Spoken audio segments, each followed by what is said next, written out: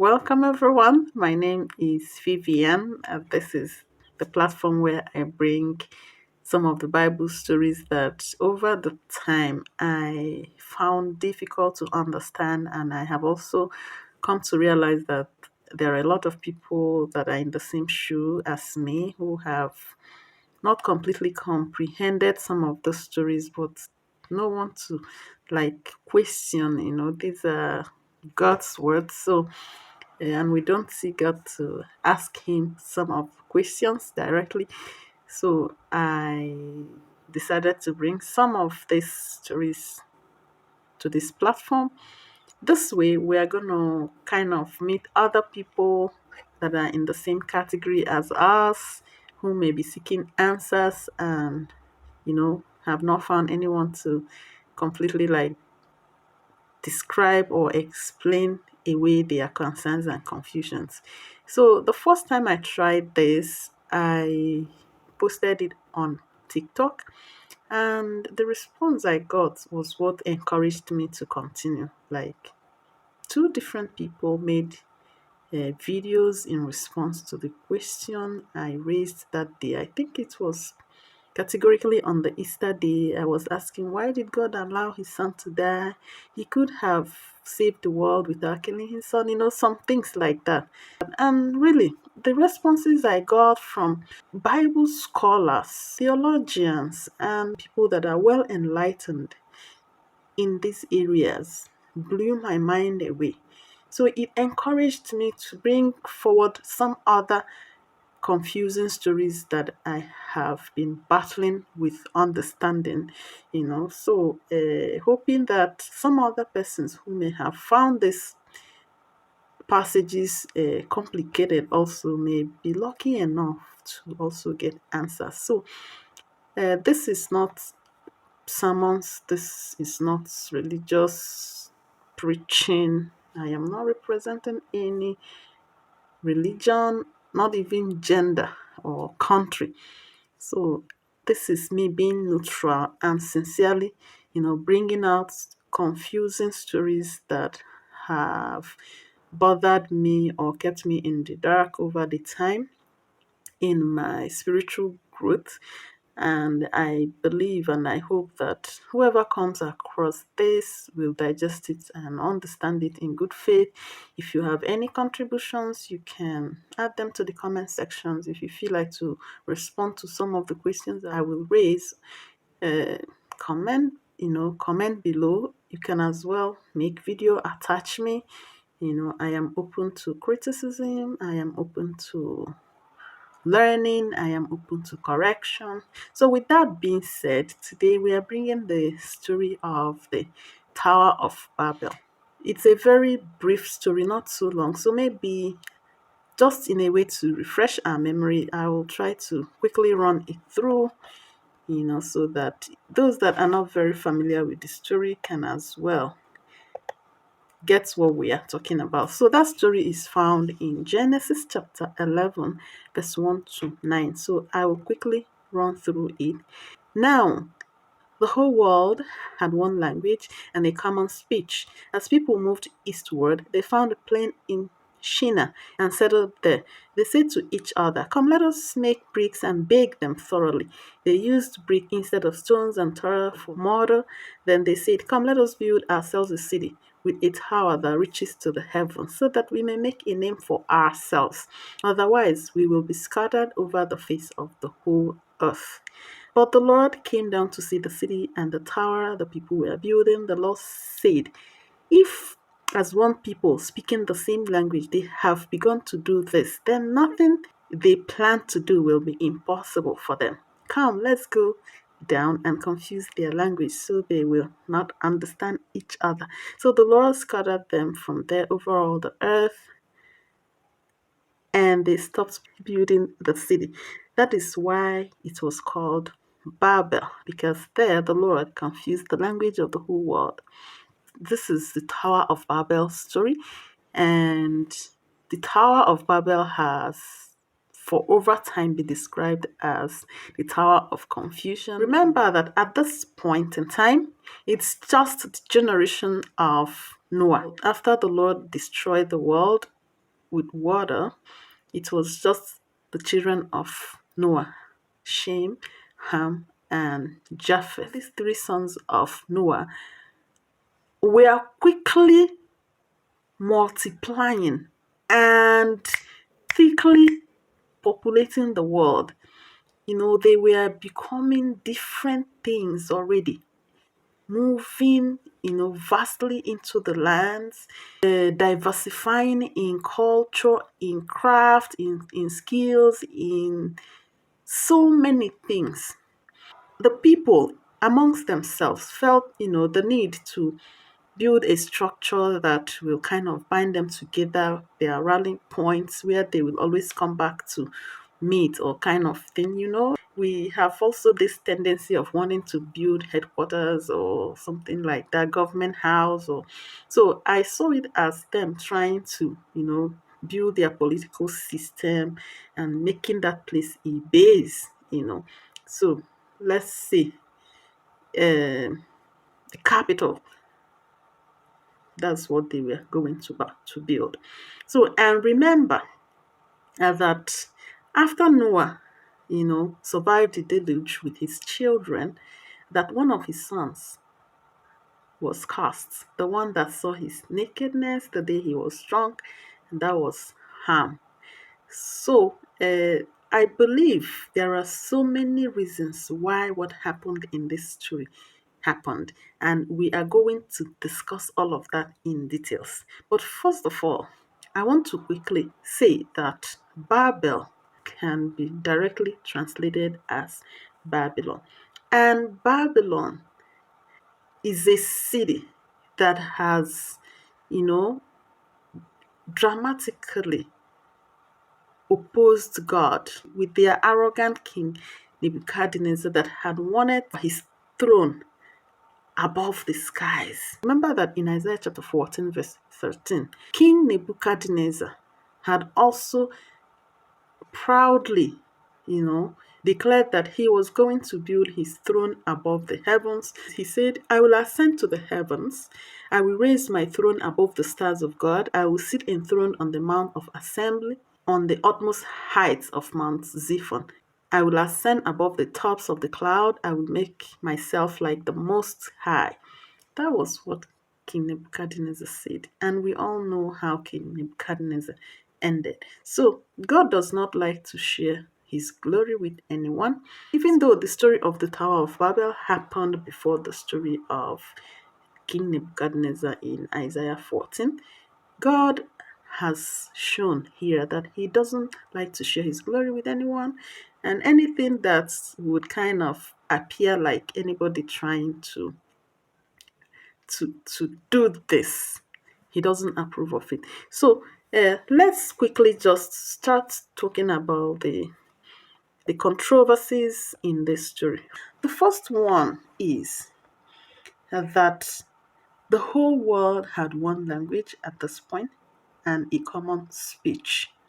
So, meaning that they think alike, they speak alike, they use the same words. Whereas in the previous chapter 10, verse 5, while the Bible was trying to describe the generation of Japheth, they said that this at this time were the maritime people of the nations, spreading their territories across the world with their culture and their own language.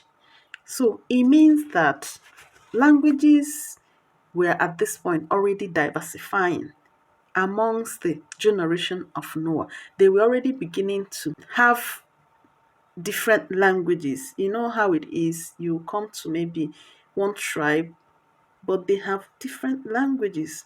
So, and before you know it, the language will develop and develop until these other people will not even understand what you guys are saying anymore.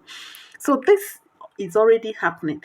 So, some people will quickly read the verse 1 of the chapter 11 and say, no, but why will they say that at these people, at this time, that the people were still speaking in one language and using the same word, whereas chapter 10 had said that the generation of Japheth were already, diversifying, speaking different languages already and moving, into the world, vast into the world. Well, I think that chapter 11 is trying to elaborate more on chapter 10 because these changes were what worried the people, that made them want to know. We don't want to diversify. We don't want to just disperse like that. We need to build something that will bind us together, like trying to make a common name for themselves, get an identity, like we are from here. So even if you go abroad, you will always remember that this is home. So that is what I understood they were trying to do. Another set of people may also ask, but what is wrong in building unity? Is it not a good aspiration and all of that? Yes and no. What this place was trying to do was actually beyond unity. I think it was more of uniformity than unity, because uniformity and unity are not the same. When you are building unity, you are trying to build a common ground for peace and progress. No group can do without being united. That is a different thing from uniformity. Being the same in thoughts and in words is not so much of a good thing, because all of you would definitely move in one direction. Just look at what they said. Let's build a city for ourselves.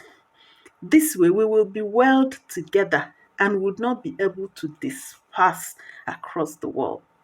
And they already made decisions on using brick instead of stone, using tar for mortar. Nobody was arguing with the other.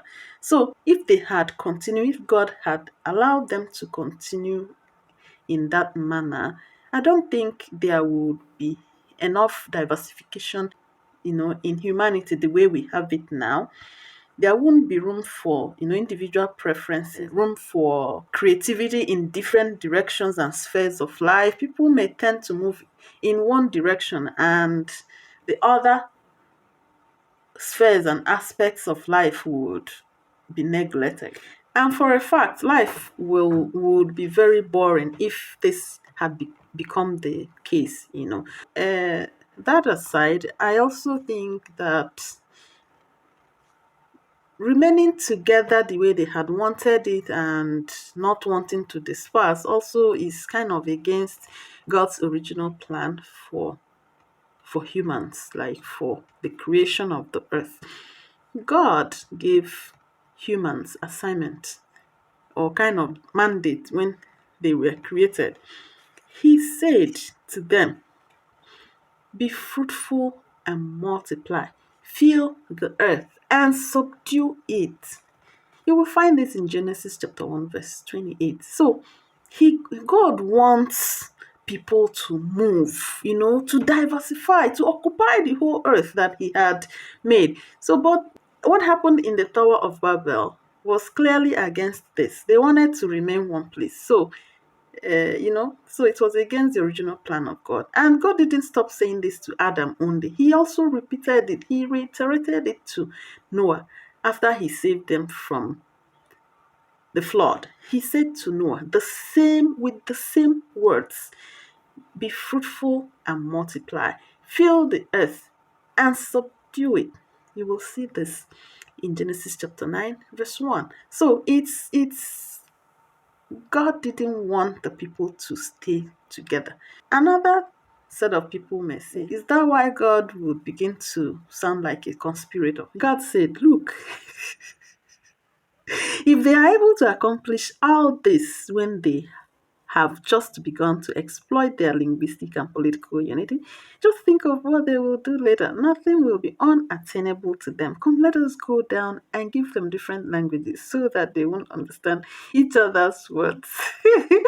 That was indeed funny, right? And God and His manner of speaking in plural. Let us, let us, let us. Sometimes I will be like, you and who? You and who? So go ahead and do what you have planned to do already. So why does God always talk in plural? Is he in different forms, or Was he always in the midst of his angels? I don't know. What do you guys think? Was God trying to conspire against the people he had created? Is that really the case? What problem does he have with this? Why didn't he like maybe speak in the secrets of their hearts and tell them and discourage them from doing this instead of allowing them start, go the extent they had gone before he decided to like calm down and confuse their languages? This is me asking. Like, was God insecure or entirely threatened by human achievements? Was that the case that he had to plan this kind of, to plan wreaking havoc to what they were trying to do? I do not actually understand this part. Uh, God sometimes do things that we don't understand. There are so many ways he could do this, but he usually would choose ways that are always beyond human comprehension. So, if you have answer to this, please feel free to, get me involved. Let me know, probably on the comment section. Were the humans really planning to build a skyscraper that will scrape up the heavens? I don't understand because that verse said, "Come, let us build ourselves a city with a tower that reaches to the heavens." So, really, why were you trying to go and share God's abode with him? I didn't get that part. So by now, like, Babel would have become the capital of the world with other nations, connected to it as subsidiaries, right? Ha! And running that kind of totalitarian kind of government as against democracy that we are still even finding difficult to handle. They had planned to build the temple tower where they would climb and be monitoring all the activities going on around by every individual organizations and territories. I don't know what you guys think, but I understood that part of trying to interrupt with God's original purpose for making humans, creating the earth to be populated and vastly occupied, and and people, being involved in different things. I understood that part. But the part I didn't understand was why God felt threatened by this, the tower that humans were planning to build, and why he handled it the way he chose to. I think this story was basically just trying to tell us how we came to have the different languages that we speak across the world, right? So, what I am yet to understand is why we also have the different colors of humans we have across the world, since all of us came from one man, Adam, and his wife, Eve. So, where did all these variations come from? Of course, will be a topic for another day. And think about it. What if it were people from Ham's clan generation that were really spearheading this idea of building a tower so that they would not be left alone to suffer their curse by themselves? So probably God really wanted to disperse everybody so that the blessed generation can carry on like Japheth generation already doing wonderfully well in their crafts, in their skills as maritime. And we're still going to talk about the generation of Shem, you know. So, do you know that this cursed generation of Ham were the ones that later occupied Sodom and Gomorrah that was eventually overthrown and destroyed? See, if you are living this life and doing everything you do, make sure not to attract a generational curse. It can really, really linger for long. Even though one may not ask for it and attract this curse intentionally or unintentionally, directly or indirectly, but just try as much as possible to avoid anything that, will not just dent your name, but dent the names of the whole people coming after you. Okay. Then another thing I want to point out here is the fact that this unity humans lost with the story of the Tower of Babel was actually later restored in Acts chapter 2, verse 6 to 12, at the Pentecost. Remember that God confused the language of the people in Genesis chapter 11, but with the story of the Pentecost, it was balanced up. Can you imagine the Jews from different parts of the world, different nations of the earth, understanding everything the Galileans were saying? It's just like English speaking countries understanding what the Spanish speaking countries are saying, just like that. Dutch understanding English, Swahili. I don't know if this actually makes sense to you. Is there any way you can link these two together? What do you guys think about this? Do you think that the controversies are serious enough to challenge anybody's faith or belief? Do you think that the controversies in the story are strong enough to make anybody like question the Bible authenticity or the authenticity of the Christian religion? What do you guys think? Was God feeling a bit insecure and threatened by the human achievements? Was he thinking that the power would ascend to the skies and push him out of his residence? Do you think that it was right for humans to want to stay one place, have one capital city that controls every human being on earth?